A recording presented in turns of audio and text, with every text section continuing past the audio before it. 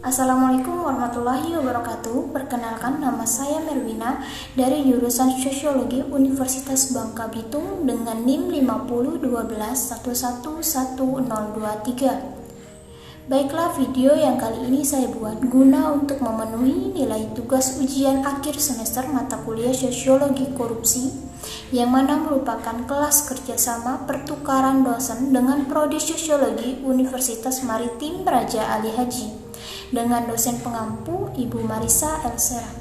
Baiklah, mari kita simak videonya. Peran mahasiswa dalam pemberantasan korupsi. Adapun isi dari video saya yang pertama yakni definisi korupsi, yang kedua faktor-faktor penyebab korupsi, yang ketiga dampak korupsi, yang keempat contoh tindakan korupsi di lingkungan kampus atau sekolah, yang kelima peran mahasiswa dalam pemberantasan korupsi.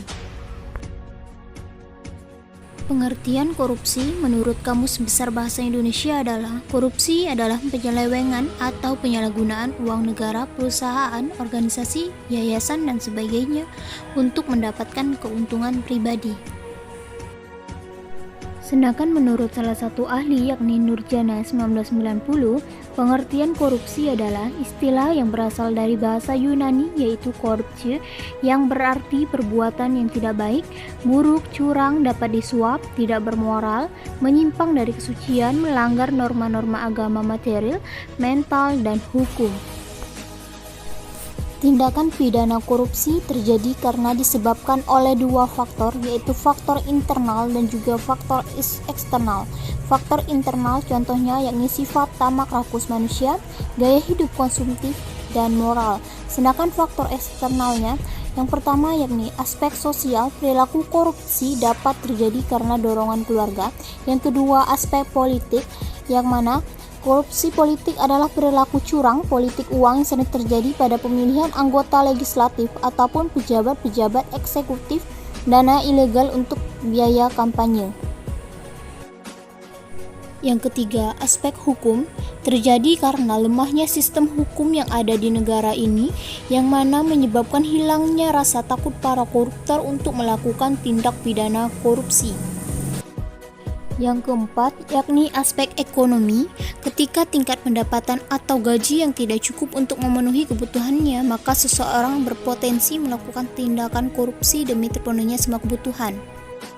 Yang kelima, aspek organisasi. Terjadinya kesenjangan antara pemimpin dan bawahannya yang mendasari terjadinya tindak pidana korupsi. Dampak yang terjadi dari adanya tindakan pidana korupsi seringkali berdampak besar terhadap negara itu sendiri. Apalagi untuk negara berkembang sangat memiliki dampak besar apabila terjadi tindakan korupsi di dalamnya. Korupsi juga berdampak tidak hanya pada negara saja, melainkan korupsi juga akan berdampak pada lingkungan masyarakatnya juga. Dampak besar memang dirasakan pada masyarakat kecil, terutama yang tinggal di daerah pedalaman. Sebagai contoh saja, mereka yang ada di pedalaman akan sulit untuk bepergian ke pasar atau ke kota karena hambatan di pembangunan jalan desa. Selain hanya pembangunan jalan desa, untuk pembangunan sekolah dan juga klinik kesehatan juga terhambat, padahal sekolah sangat penting untuk anak zaman sekarang karena merekalah yang akan menjadi penerus bangsa nantinya. Adapun contoh tindakan korupsi di lingkungan kampus atau sekolah, yang pertama korupsi dana, yang kedua waktu, yang ketiga nilai, yang keempat kepercayaan ataupun penyuapan. Pada saat ini marak sekali tindakan korupsi yang sering terjadi di negara ini kita.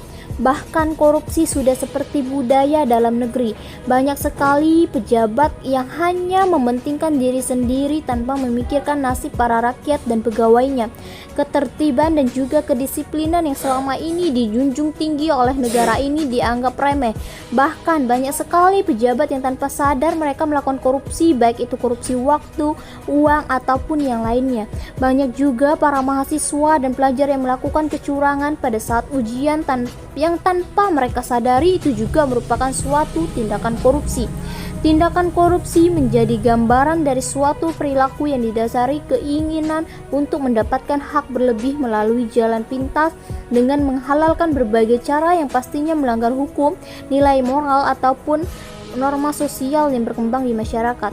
Tindakan korupsi sendiri tidak lepas dari kesenjangan antara jumlah hak yang dimiliki terbatas sedangkan kewajiban yang diemban sangat luas. Mahasiswa sangat berperan dalam upaya pemberantasan korupsi. Oleh karena itu, peran mahasiswa yang sangat dibutuhkan bagi pemberantasan korupsi, sehingga dibutuhkan juga adanya penanaman moral sejak dini dan adanya pendidikan anti korupsi bagi untuk mahasiswa. Untuk dapat berperan secara optimal dalam pemberantasan korupsi, mahasiswa dapat melakukan pembenahan terhadap diri dan kampusnya.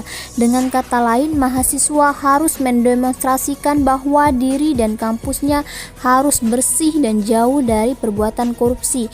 Di samping itu, mahasiswa melakukan kontrol terhadap jalannya penerimaan mahasiswa baru dan melaporkan kepada pihak-pihak yang berwenang atas penyelewengan yang ada. Selanjutnya yakni belajar saat ujian agar ketika ujian tidak mencontek atau bersikap curang. Itu saja yang dapat saya sampaikan. Apabila terdapat kesalahan, saya mohon maaf. Saya tutup. Bila taufiq wal hidayah. Wassalamualaikum warahmatullahi wabarakatuh.